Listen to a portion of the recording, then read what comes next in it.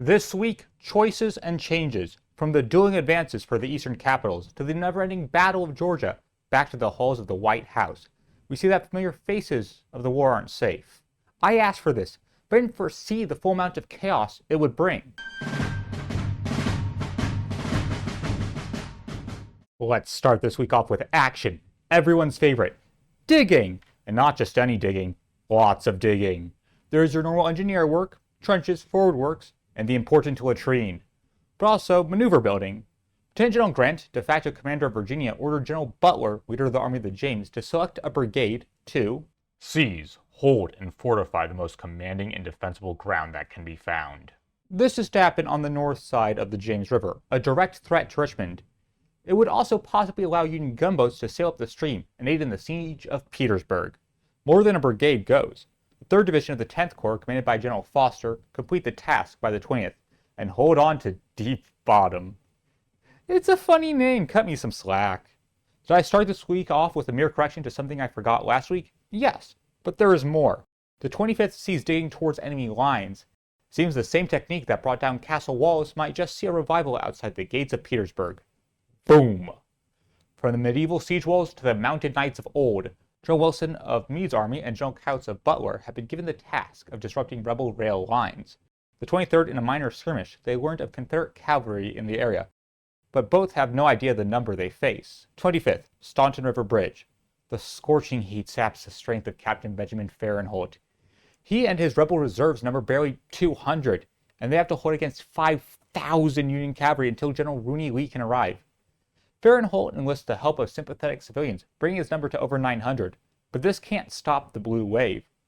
So he employs the most used trick in the book and runs an empty train back and forth. This fools both forward Union scouts and also his own men, and buys him time till dusk. But still, no reinforcements. He launches 4 separate small and uncoordinated assaults, each repulsed. After the final advance, Robert.E.Lee arrives in the rear. The Union cavalrymen are forced to flee. 100 miles from their lines, starving and suffering from the summer sun, Wilson decides mission accomplished and turns eastward. Couts acts as rear guard on the slow march back. He blames the prolonged journey on the sick, wounded, and former slaves who join his column. The 28th, Wilson is checked by Confederate cavalry under Wade Hampton, who holds them long enough for Robert.E.Lee to threaten the rear, and they flee again. Sadly, many freemen are captured in the retreat.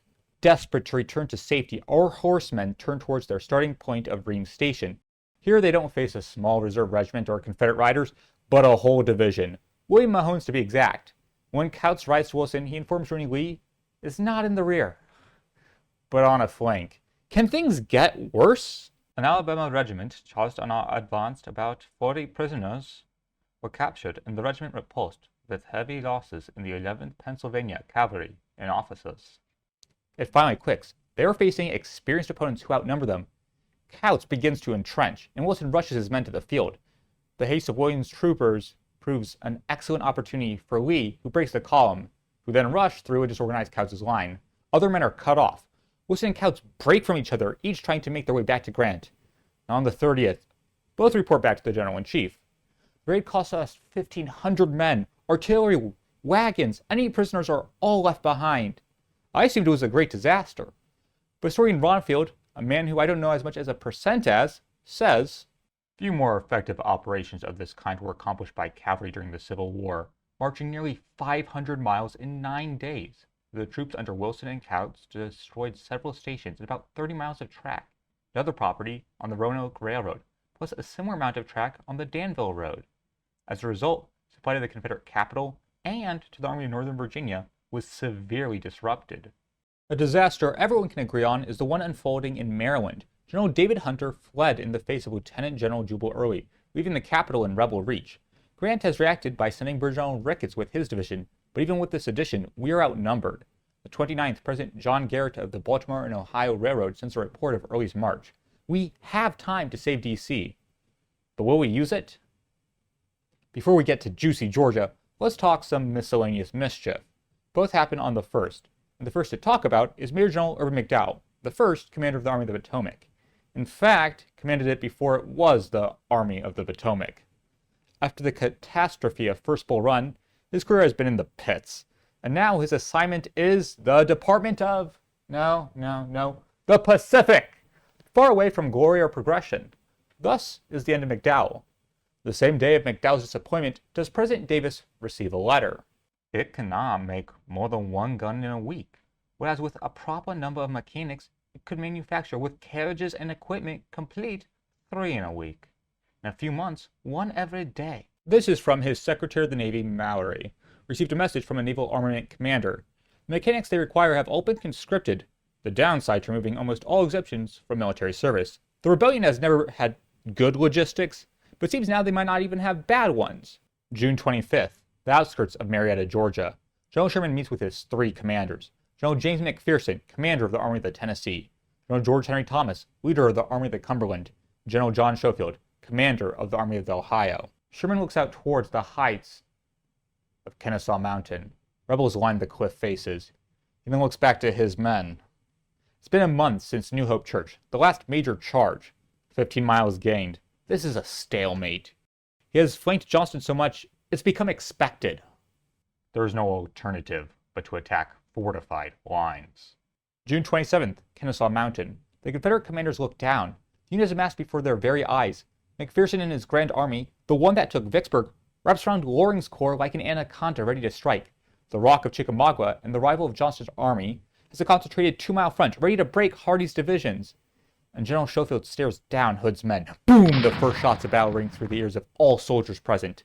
Fate is sealed. Brigadier General Barry watches as his guns fire in beautiful rhythm. As Sherman's chief of artillery, he has to conduct the bombardment that will break Johnston.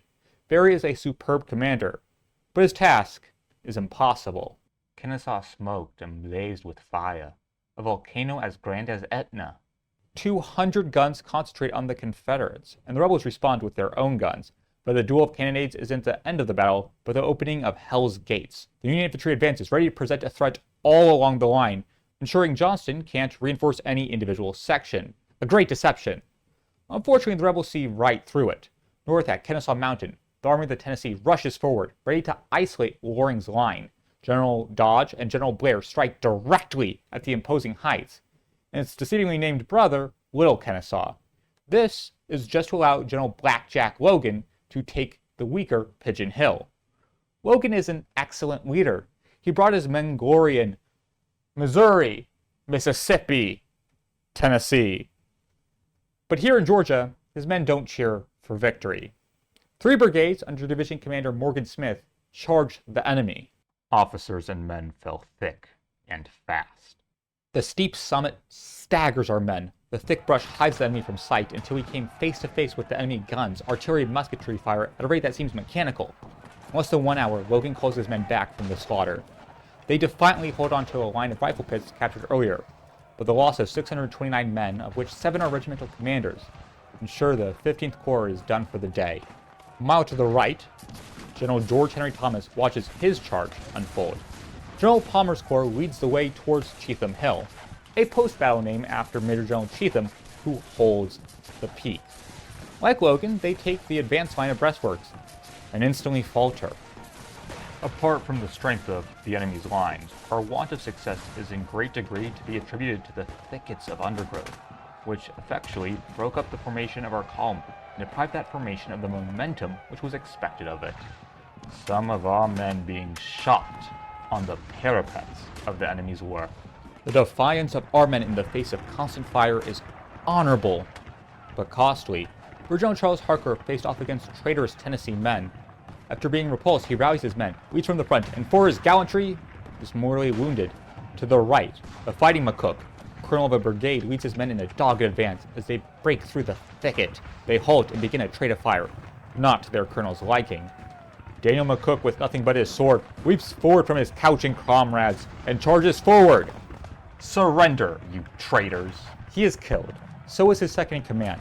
His field officers fall by his side. The entire brigade's command is slain. Here at Dead Angle, the fighting is most fierce, hand-to-hand combat. And here, we fail once more. Thomas lost 1,580 men. That leaves Schofield. He moved early, 4 hours before the battle. 2 of his brigades marched ready to flank Hood. And the rebels know this, but they don't do anything. Joined by a 3rd Brigade, they push down Powder Springs Road. General Cox, who surprisingly doesn't mention his contribution in great detail, breaks opposing cavalry and secures for the day the only victory when he digs in a mere 3 miles from Nickajack Creek, the final barrier to Marietta. He looks down Hood's lines. Does it make up for the 3,000-man loss? No, but it is something. Both Sherman and Johnston memorialize the battle, the hardest fight of the campaign up to that date. The characteristic fortitude of the Northwestern soldiers held them under a close and destructive fire long after reasonable hope of success was gone. The rebels suffered only between 500 and 1,000 losses. They hold the field, and while they are forced to rest, they did well. But Sherman doesn't rest. Major General Stoneman, Schofield's cavalry commander, goes even further. 13,000 men are transferred to the Army of the Ohio's line. The Union is now closer to Atlanta than Johnston is. They threaten encirclement, and now it's Johnston's choice. The fate of Georgia hangs in the balance. With Georgia so hard-pressed, President Davis is finding it increasingly difficult to keep order. The 29th, he writes to Georgia Governor Brown, "I fully appreciate the importance of Atlanta, as evidenced by my past action. I've sent all available reinforcements, detaching troops even from points that remain exposed to the enemy." Our chief executive is having a much easier time. President Lincoln formally accepts his nomination, and that Andrew Johnson will be his running mate. Now, Johnson and Lincoln have no relationship, and Lincoln officially didn't seek anyone out. But that's very coincidental, isn't it? Daniel Edgar Sickles, special envoy of President Lincoln, met with Johnson right before the party convention. He's a fellow Democrat turned Unionist. If anyone could read and report of Johnson, it's Sickles.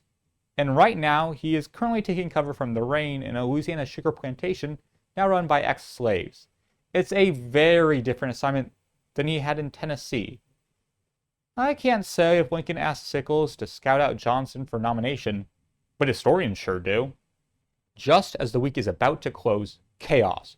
It all begins with a low, bureaucratic position, Assistant Treasurer of New York City. Secretary of the Treasury, Salmon P. Chase, is looking for the right man to fill this administration because he sees it as second in importance to only his role. He has his eyes on some young men who haven't yet established themselves but are quite skilled. But one of his assistants, currently going over the budget, deciding on new loans, new taxes, thinks more experienced men are the better choice. And this gets to Lincoln. Lincoln asks him to pick one of the experts' choices, but still defers to Chase's expertise. Chase sends back 3 letters. First, a request to meet face-to-face. Second, explaining his choice is well attested by the businessmen of New York.